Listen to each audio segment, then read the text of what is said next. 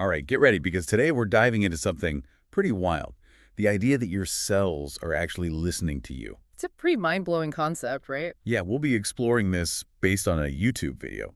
Speaking to Your Cells for Health by Hans Wilhelm. Oh yeah, Wilhelm. He's got some fascinating ideas about the connection between our minds and bodies. So let's jump right in. The video starts with this idea that our cells are kind of like, well, little spies. Yeah. Always listening, always watching. He actually compares them to children. You know how kids are always trying to please their parents? Always looking for approval, right? Exactly. He suggests our cells are kind of the same way. They're constantly tuning in to our thoughts and emotions. Like little sponges soaking it all up. And get this, he uses this analogy of the body as a cooperative community of like 50 trillion cells. 50 trillion, that's a lot of little listeners. Right. And just like any community, there needs to be some kind of leader, a boss, if you will. And that's where we come in, I guess. Exactly. You're essentially the CEO of this cellular community. Your cells are constantly looking to you for direction, for instructions, for orders, even if you don't realize you're giving them. So every time I'm like stressing out or thinking negative thoughts, my cells are picking up on that. That's the idea.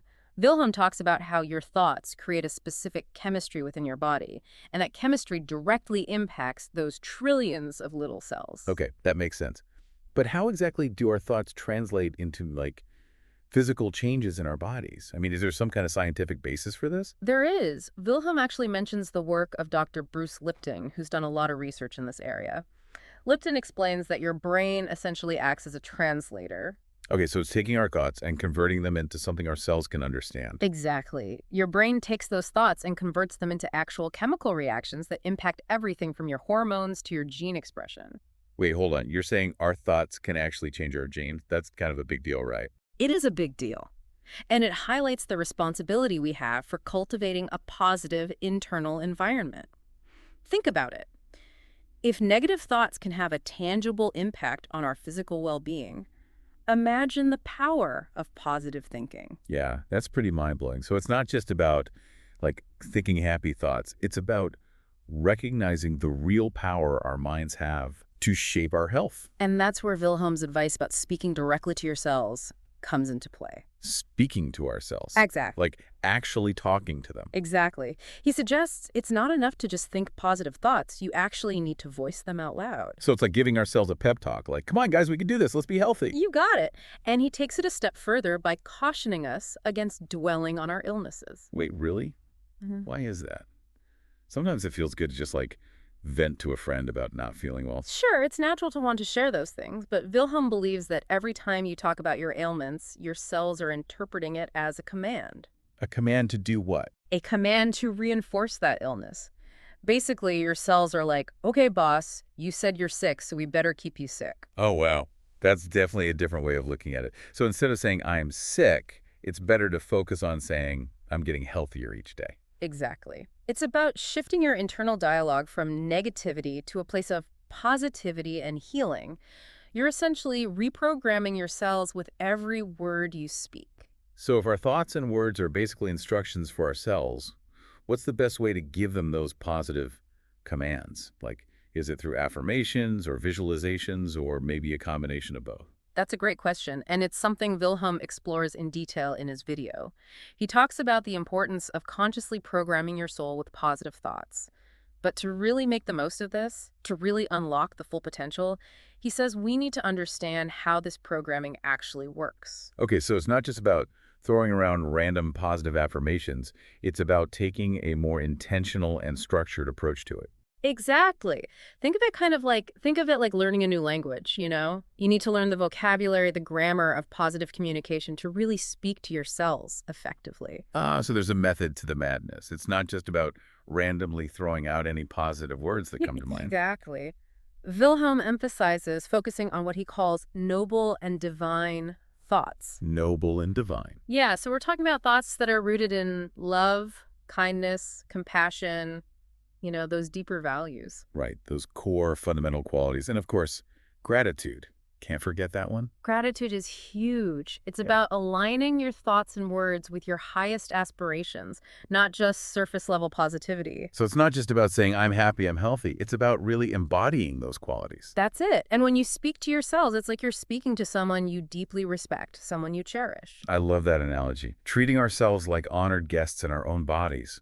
So how do we actually speak to them? Is it through silent affirmations or do we say things out loud? Wilhelm suggests both can be powerful.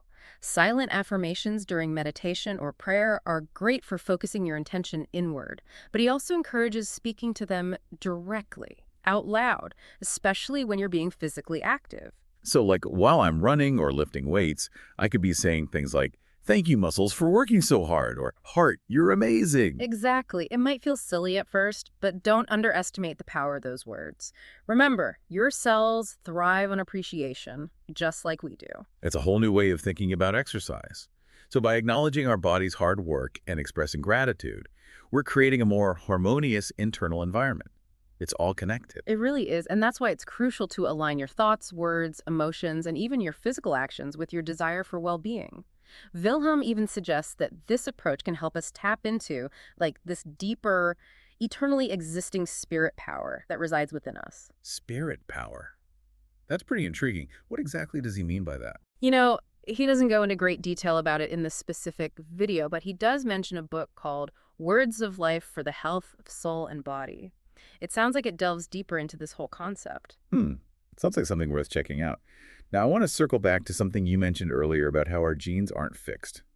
Like, we can actually change how they express themselves based on our environment and lifestyle choices. Can you talk a bit more about that? Yeah, that's where epigenetics comes into play. It's fascinating stuff, really.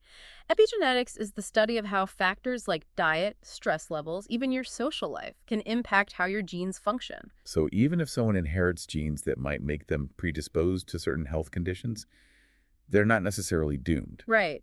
Think of it like your genes are the blueprint, but your lifestyle choices are the contractor that decides how that blueprint gets built. Oh, I like that analogy. So our choices are kind of like the dimmer switch for our genes. Mm. We can turn certain genes up or down based on how we live our lives. You got it.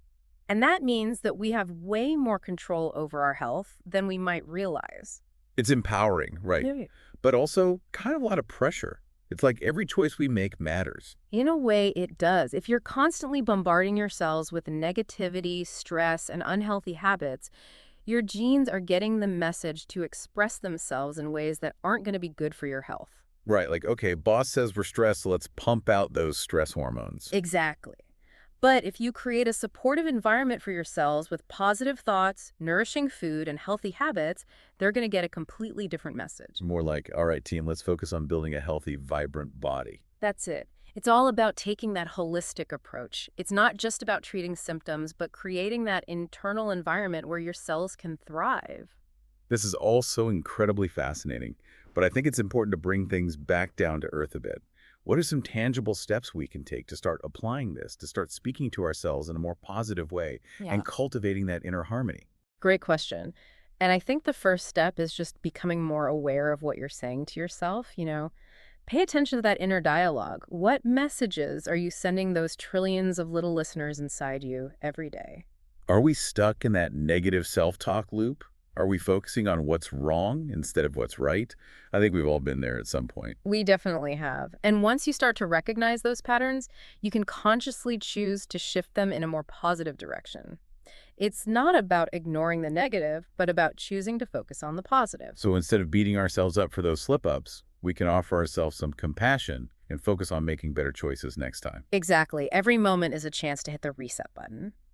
Now, beyond changing our thoughts, are there other practical things we can do to create that harmonious internal environment Wilhelm talks about? Well, we can't forget about the power of gratitude. Wilhelm really emphasizes that. Taking time each day to appreciate the good things in our lives, no matter how small, can make a big difference. It really can. It's such a simple practice, but so powerful. Speaking of things that are good for us, how are you doing with getting enough sleep? Oh, sleep. That's a tough one for me. I'm always tempted to stay up late and get more done, but I know how important it is. It's crucial for those cells to repair and rejuvenate. When we're sleep deprived, our bodies don't get a chance to fully recharge. And of course, there's the importance of nourishing our bodies with healthy food and regular exercise. Right, the foundations of a healthy lifestyle. And it's funny how exercise ties back into this idea of speaking to ourselves. It's the perfect opportunity while you're working out. Imagine sending those positive messages to your muscles, your heart, your lungs. Thank them for their hard work. Yeah, tell them, you're doing great, keep it up. It might feel a little strange at first, but why not give it a try? Exactly. And remember, it's not about being perfect. It's about progress, about making those small, consistent efforts to create a more positive internal environment. This has been such an eye-opening deep dive. It really makes you think about the power we have to influence our own health and well-being. It's been a pleasure exploring these ideas with you. As we wrap up, I want to leave you with one final thought. If your cells are always listening, what are you telling them right now? What a powerful question to consider. It really makes you stop and think about the messages you're sending your body. Exactly. You have the power to shape your health and well-being. You're not just a passenger, you're the driver. And for those who want to learn more about this, we highly recommend checking out the book Wilhelm mentioned, Words of Life for the Health of Soul and Body. It sounds like an amazing resource. It really is, full of insights into the connection between our thoughts, our words, and our physical health. Well, that wraps up our deep dive for today. We hope you've enjoyed exploring the incredible power of speaking to your cells. And remember, every moment is a chance to start sending those positive messages to those trillions of little listeners inside you. Until next time, keep those positive vibes flowing. And remember, you are the architect of your own well-being.